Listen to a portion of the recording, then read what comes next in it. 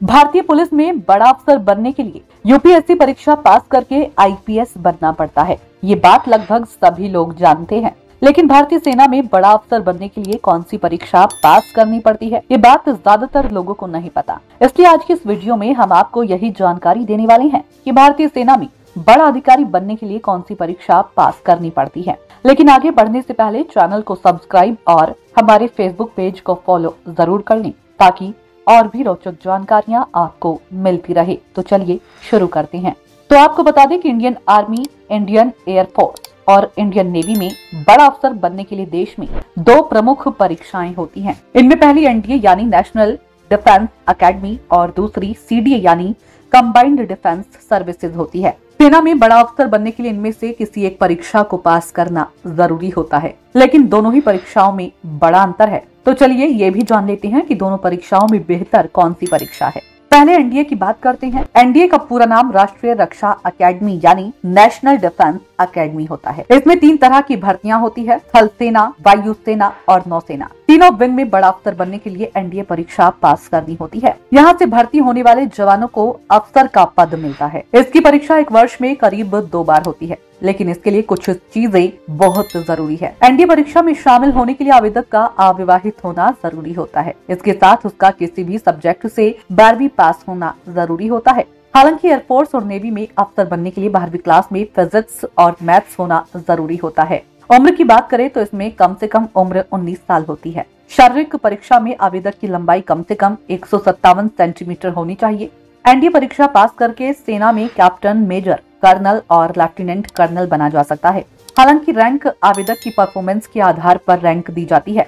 वेतन की बात करें तो एनडीए कैडेट्स को प्रशिक्षण के दौरान हर महीने 56,100 रुपये वेतन मिलता है। ये वेतन मैट्रिक्स लेवल 10 का है। प्रशिक्षण के बाद उम्मीदवार समान वेतन संरचना को बनाए रखते हुए लेफ्टिनेंट का पद ग्रहण करते हैं तो उन्हें 56,100 रुपये से 1,77,500 रुपये तक वेतन दिया जाता है। अब बात करते हैं सीडीएस की। सीडीएस का पूरा नाम होता है संयुक्त रक्षा सेवा यानी कंबाइंड डिफेंस सर्विसेज होता है। इस परीक्षा का आयोजन यूपीएससी के माध्यम से होता है। सीडीएस की परीक्षा साल में 2 बार होती है। इसके माध्यम से कोई भी नौजवान तीनों सेनाओं के अधिकारी बन सकता है। चयनित अभ्यर्थियों को इंटरव्यू के बाद नियुक्ति दी जाती है। छोटी उम्र में बड़ा सैन्य अधिकारी बनना हो तो सीडीएस बेहतर विकल्प है। इसकी ट्रेनिंग इंडियन मिलिट्री एकेडमी में होती है।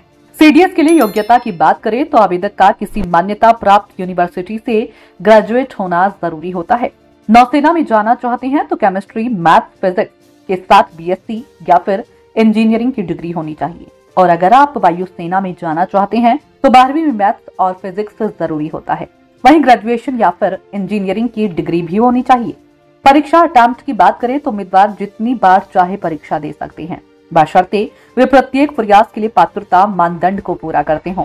सीडीएस परीक्षा पास करने के बाद सेना में लेफ्टिनेंट, नौसेना में सब लेफ्टिनेंट और वायुसेना में फ्लाइंग ऑफिसर जैसी बड़ी रैंक मिल सकती है।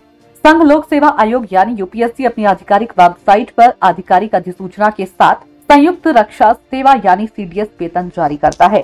सीडीएस में कमीशन प्राप्त अधिकारियों का वेतन उनकी रैंक के आधार पर 56,100 रुपये से 2,25,000 रुपये प्रति माह तक होता है। एनडीए और सीडीएस में अंतर की बात करें तो वह यह है कि एनडीए में परीक्षा देने की आयु 19 वर्ष है, जबकि सीडीएस में 19 से 25 साल है। दोनों ही परीक्षाएं पुरुष और महिला कैंडिडेट दे सकते हैं। एनडीए की परीक्षा के लिए 12वीं जरूरी है तो सीडीएस के लिए ग्रेजुएशन की डिग्री जरूरी होती है। दोनों ही परीक्षाओं के लिए लिखित और इंटरव्यू होता है। एनडीए की पढ़ाई और ट्रेनिंग 4 से 5 साल होती है। सीडीएस की पढ़ाई और ट्रेनिंग 18 महीने से लेकर 74 महीने तक की होती है। आशा करते हैं कि दी गई जानकारी आपको जरूर पसंद आई होगी। जानकारी अच्छी लगी हो तो चैनल को सब्सक्राइब और वीडियो को लाइक शेयर जरूर करें। फिर मिलते हैं किसी और नई जानकारी के साथ। तब तक के लिए नमस्कार।